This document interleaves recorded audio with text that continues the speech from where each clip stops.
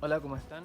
Soy Ale Navarro, soy diseñador de tipografía en la Compañía Tipográfica de Chile y calígrafo hace 6 años. Este taller está dirigido para cualquier persona que quiera comenzar a explorar la caligrafía. Así que es apto para todo público, no es necesario tener conocimientos previos y lo mejor es que es para puro quedarse en la casa. Los materiales que van a necesitar son eh, papel, pluma y tinta. Si no tienen pluma, pueden fabricar un colapen, que es una pluma de fabricación casera. Y les voy a dejar un link a un video tutorial de cómo fabricar una. Respecto a la tinta, puedo decir que lo ideal sería tintas al agua. Puede ser témpera mezclada con agua, acuarela o nogalina. Les voy a dejar un link también de qué es la nogalina y cómo fabricarla. Es muy fácil, es muy económica y sirve mucho para practicar. Así que eso, si tienen alguna duda, algún comentario o alguna sugerencia de contenido que les gustaría que subiera, déjenme un comentario o háblenme directamente a mi Instagram, que es @estudiofugitivo, y podemos hablar al respecto. Así que ahora voy al escritorio.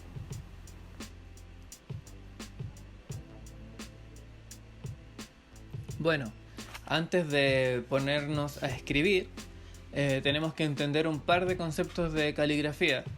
El primero de ellos es el ductus. ¿Y qué es el ductus y para qué sirve?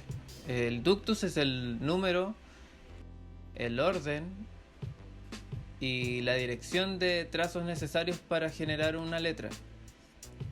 Por ejemplo, en esta N fundacional, la cantidad de trazos y las direcciones son las que aparecen ahí, que son dos trazos que siguen esa dirección, ¿ya? Y que llevan una orientación en particular. La orientación la vamos a ver después para que entiendan primero lo que es el ductus. En esta G, por ejemplo, es importante respetar el ductus porque también nos hace mucho más fácil comprender la letra, respetar sus blancos interiores, su equilibrio. Así que no ignoren el ductus. El ángulo u orientación es la posición en la que se sitúa la herramienta. Ya estamos hablando de una pluma biselada. ¿Y cómo participa la orientación dentro de una letra? Bueno, es bastante decidora porque del ángulo depende también el contraste de la letra. ¿Ya? El contraste es la diferencia entre grueso y delgado. En este caso, en 45 grados, pareciese tener un contraste mucho más regular que este último trazo, que está escrito con una orientación de 20 grados, pero la dirección y el recorrido que hace la pluma siempre es el mismo. Otro concepto importante es el módulo. ¿Y el módulo qué es? Bueno, el módulo o ancho de pluma es un indicador de la proporción que necesitamos para escribir tal caligrafía. Esto puede variar, ¿ya? Por ejemplo, una itálica consta de 5 módulos o 5 anchos de pluma para que tenga una proporción correcta. O si no, o se verá una letra demasiado delgada o también se verá muy gruesa. Esto es importante porque esto también ustedes lo podrían intencionar. Tal como les dije, si uno agrega módulos a una caligrafía pero sigue el mismo ductus y el mismo ángulo, puede conseguir letras que se vean un poco más livianas, digamos más delgadas, o también letras que se vean más gruesas. Y también a la hora de escalar letras, también van a seguir respetando su proporción. En este caso ocupé una pluma de 2 centímetros de ancho y luego una de 0,5 milímetros de ancho, y la I sigue siendo lo mismo. El espaciado.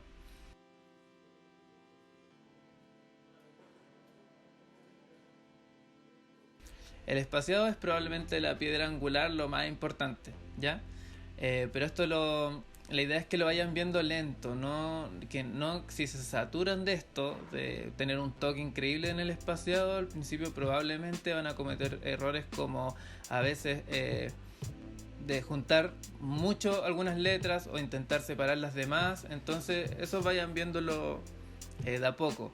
Lo importante siempre en una palabra es que el espaciado sea regular, independiente de si es muy abierto o muy cerrado, pero el espaciado siempre se debe respetar.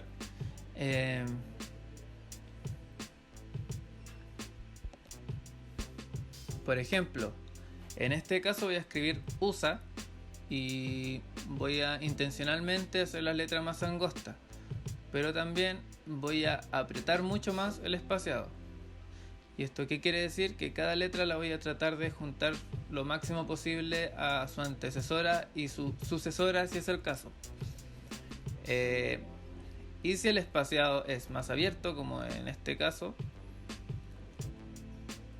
tiene que también respetarse esa uniformidad dentro de toda la palabra. Lo importante siempre es que la textura y el espaciado quede homogéneo en todas las palabras, independiente de si es muy abierto o muy cerrado. Esto se mide al ojo, esto no es un cálculo matemático, ¿ya?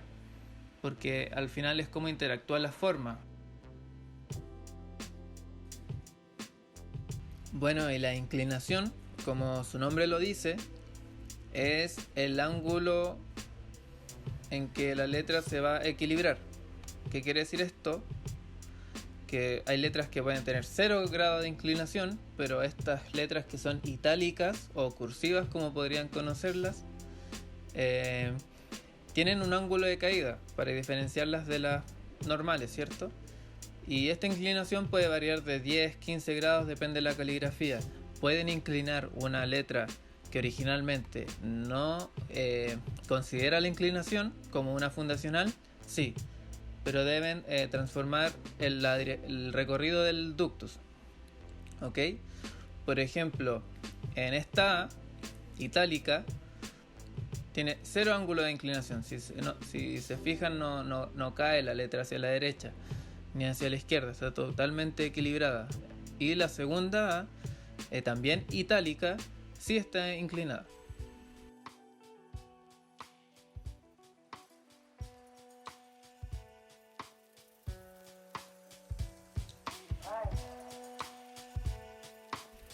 Cuando miramos minúsculas nos podemos dar cuenta de que hay letras que suben y letras que bajan de alguna línea referencial que no sabemos cómo se llaman aún. Bueno, y también cuando escribimos minúsculas podemos notar que hay letras que bajan más que la mayoría de las minúsculas, digamos, y hay letras que suben.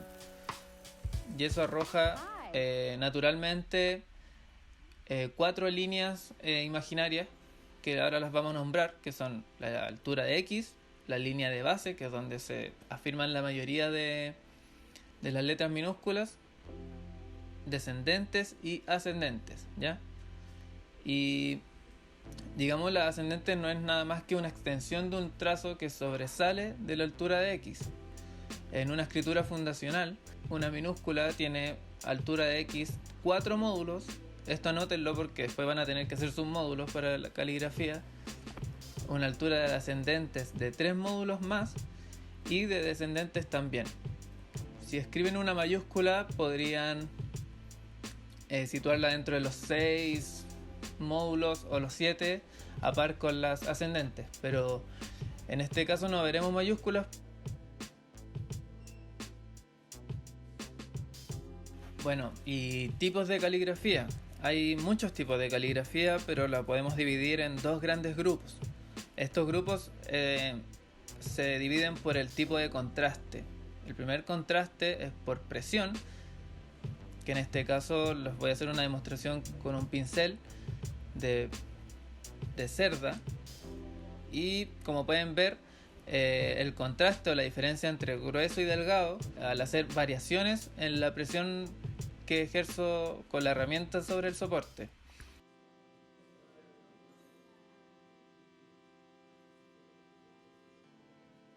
Se sitúa la herramienta más perpendicular a la superficie, También puedo conseguir, digamos, el mismo ejercicio de presionar y soltar, pero voy a llegar a otras formas. Esto se puede lograr porque este pincel lo permite. Hay otras herramientas de caligrafía de presión, como por ejemplo el típico brush pen. Por ejemplo, esto es un Kuretake Sigfu de Biyori, que pueden conseguir en la ojo por ojo. Solo se debe ocupar de forma paralela a la superficie, o más paralela, digamos, es como una caída de 45 grados. Y este tipo de caligrafía tienen una regla de oro, que es bajar grueso y subir delgado. ¿Ok?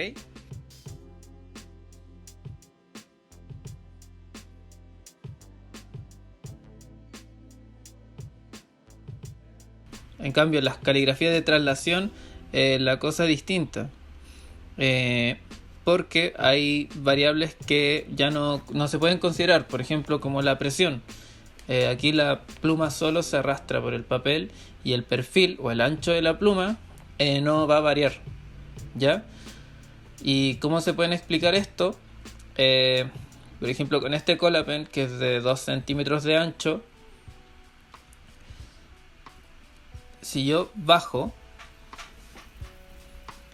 con una orientación de 0 grados, digamos, como la pluma acostada, digamos, al perfil, paralelo a la superficie, paralelo a la línea de base, yo al hacer estos dos trazos cruzados, puedo notar que dependiendo de la dirección en la que yo hago el trazo, es donde voy a encontrar menos contraste o mayor contraste. Cuál es el trazo más grueso que me da la herramienta, y eso va a depender de la orientación y de la dirección del trazo. Pero en general, en las caligrafías de traslación nunca varía. Esto no es una norma, pero si hablamos la teoría, es que el contraste se debe a la variación en la dirección, pero no en la orientación de la pluma o en el ángulo que sitúa la herramienta. Esto es súper importante porque, por ejemplo, acá se nota que el ángulo siempre es el mismo en esta estrella, pero dependiendo de la dirección es el grosor del trazo.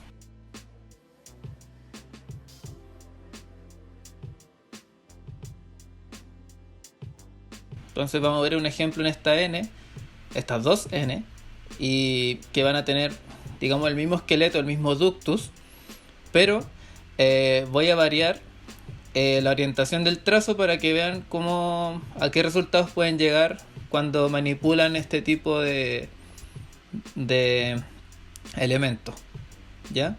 Entonces vamos a partir situando la orientación de la pluma en 45 grados y vamos a hacer el mismo recorrido. Si ven, en la entrada del trazo, que es acá, la entrada del trazo y la salida del trazo me marcan el ángulo en que está orientada la herramienta, ¿ya? Debe ser similar a 45 grados, es muy difícil, y no se esfuercen, no se esmeren en llegar a exactamente 45 grados porque probablemente va a variar. Y ahí en este otro caso voy a hacer la N con 80 grados en la orientación de pluma, y con esto voy a conseguir un contraste distinto. ¿A qué me refiero con esto? Que el peso de la letra, o el lugar mucho más grueso, está situado arriba en el hombro de la N y no en el asta. El asta queda un poco más delgada solo por la orientación de la pluma. No varía nada más, es el mismo ductus, no hay nada más complejo, ¿ya? Y por ejemplo en esta de 45 grados se consigue un contraste más regular entre el hombro y el asta.